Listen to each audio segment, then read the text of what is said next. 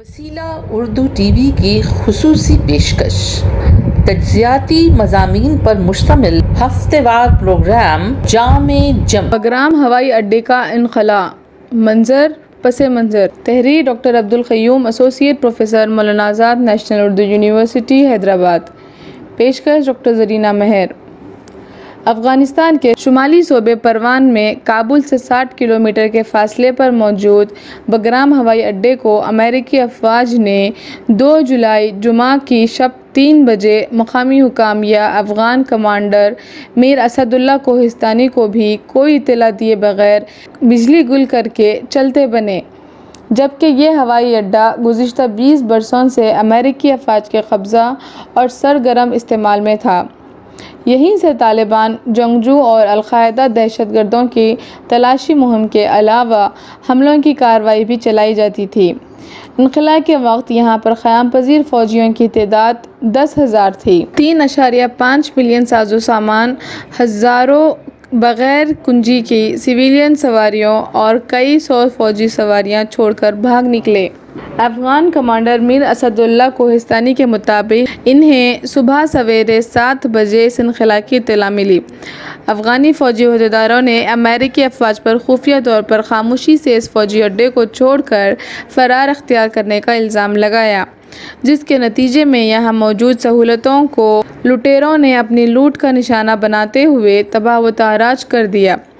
قبل اس کے کہ افغانی افواج اس کا کنٹرول سنبھالتیں، سب کچھ تہس نہس ہو چکا تھا۔ یہ وہی ہوائی اڈہ ہے جہاں پر بیک وقت زائد از 1 لاکھ افواج کا ٹھکانہ ہوا کرتا تھا اور جہاں سے ہمیشہ طیارہ و ہیلی کاپٹر اڑان بھرتے یا اترتے دکھائی دیتے تھے۔ امریکی فوجی حکام نے جمعہ کو بعد میں بگرام ہوائی اڈے کو چھوڑنے کا سرکاری اعلان کیا۔ چنانچہ بگرام کے نئے کمانڈر میر اسد اللہ کوہستانی کے الفاظ میں، "ہمیں یہ افواہ ملی تھی کہ امریکیوں نے بگرام کو چھوڑ دیا ہے۔" بالآخر صبح 7 بجے قطعی اطلاع کی توثیق ہوئی۔ یہ بات انہوں نے ایسوسی ایٹڈ پریس کو بتائی تھی، جبکہ منگل کے روز محکمہ دفاع و پینٹاگن کے ترجمان جان کربی نے افغانستان کے کمانڈر کی پرزور مخالفت کرتے ہوئے کہا کہ بگرام سے افواج کے انخلاء کی اطلاع اعلیٰ عہدیداروں کو پیشگی دی گئی تھی اور کہا گیا تھا کہ قطعی اطلاع انخلاء سے 48 گھنٹے قبل دی جائے گی۔ تاہم راز کی وجوہات کی بنا پر ایسا نہیں کیا گیا اور قطعی انخلاء کے وقت کی اطلاع افغان عہدیداروں کو نہیں دی گئی تھی۔ حکومتی عہدیداروں اور افغان سلامتی کے ذمہ داروں کے درمیان بگرام سے انخلاء کے متعلق ہم آہنگی تھی۔ یہ 7واں اور قطعی اڈہ تھا جسے افغان سلامتی عہدیداروں کے حوالے کیا گیا تھا۔ کوئی بھی خلا میں ایسا نہیں کر سکتا اور ایسا خلا میں نہیں کیا گیا۔ ایسوسی ایٹڈ پریس نے اپنی رپورٹ میں بتایا کہ انخلاء سے محض 20 منٹ قبل بجلی گل کی گئی تھی، چونکہ باب الداخلے پر افواج کے باہر نکلتے وقت لٹیروں کی فوج کی موجودگی کے مدنظر ذخیرے کی سہولتوں کو ان کی لوٹ سے بچانے کے لیے بجلی گل کی گئی تھی، تاکہ افغان سپاہیوں کی آمد اور اس کا کنٹرول حاصل کرنے ساز و سامان کو محفوظ رکھا جا سکے۔ بعد میں منگل کے یہاں پر وائٹ ہاؤس کے ترجمان جین ساکی اور جان کربی نے بجلی گل کرنے پر تبصرے سے انکار کر دیا۔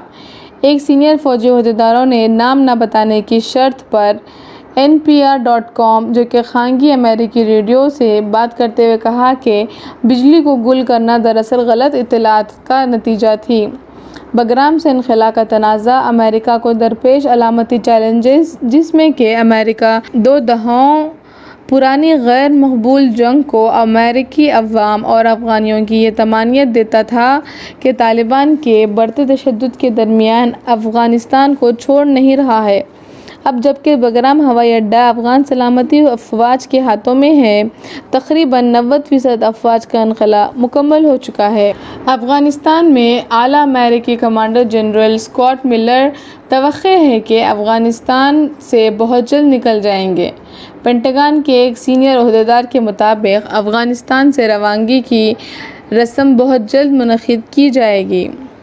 جمعرات 8 جولائی کو صدر بائیڈن نے وائٹ ہاؤس کے مشرقی کمرے سے اخبار نویسوں سے خطاب کرتے ہوئے افغانستان پر اپنے موقف کا دفاع کرتے ہوئے کہا کہ سوال یہ ہے کہ امریکہ اور ہمارے اتحادیوں کی سلامتی کے لیے چاہے کتنا ہی خطرہ اور نتائج کچھ کیوں نہ ہو، میں ان لوگوں کو جو چاہتے ہیں کہ امریکہ کو افغانستان میں مزید قیام کرنا چاہیے سے پوچھنا چاہتا ہوں کہ مزید کتنے ہزار بیٹیوں اور بیٹوں کو جوخم میں ڈالنا چاہتے ہیں اور مزید کتنے عرصے تک امریکہ کا قیام چاہتے ہیں۔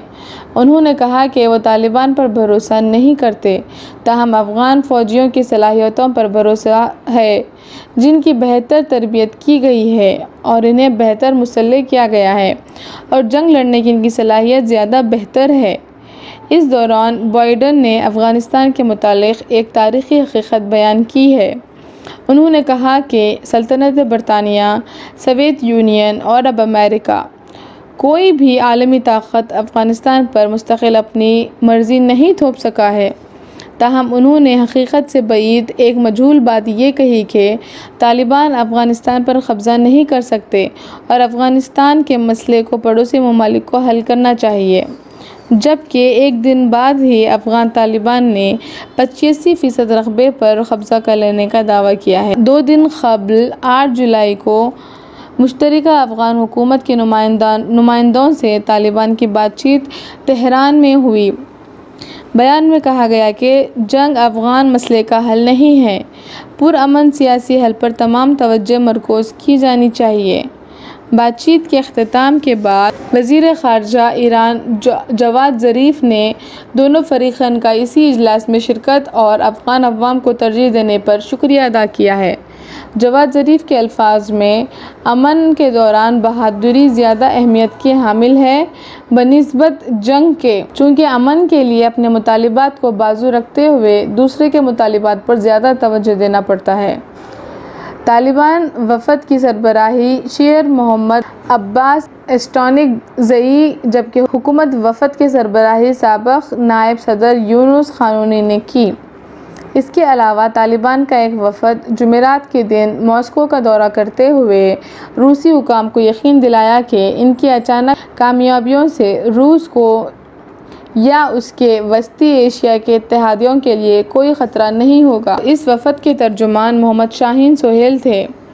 ناظرین، اب ہم 8 جولائی کو بائیڈن وائٹ ہاؤس کے مشرقی کمرے سے دیے گئے بیان پر، جس میں انہوں نے کہا کہ افغانستان پر کوئی بھی ملک مستقل اپنی مرضی نہیں تھوپ سکتا ہے، کے پس منظر سے واقف کرواتے ہیں، جس کو بڑا کھیل یا گریٹ گیم کہا جاتا ہے، جو کہ دراصل ایک سیاسی اور سفارتی تصادم تھا جو کہ 19ویں صدی سے شروع ہو کر 20ویں صدی کی ابتدا تک برطانوی اور روسی سلطنت کے درمیان چلتا رہا تھا، اور جس کا مقصد افغانستان اور سلطنت تبت اور وسطی اور جنوبی ایشیا کے علاقوں پر قبضہ حاصل کرنے کی جستجو کے سوا کچھ اور نہیں تھا، جس کا اثر قدیم فارس اور برطانوی ہند پر بھی پڑا تھا۔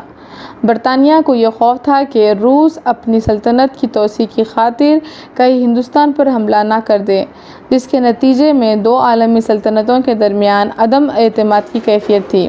چنانچہ برطانیہ ہندوستان پر روسی حملے کے تمام راستوں کی بندش کرتے ہوئے اس کو بڑا کھیل یا گریٹ گیم سے تعبیر کیا تھا۔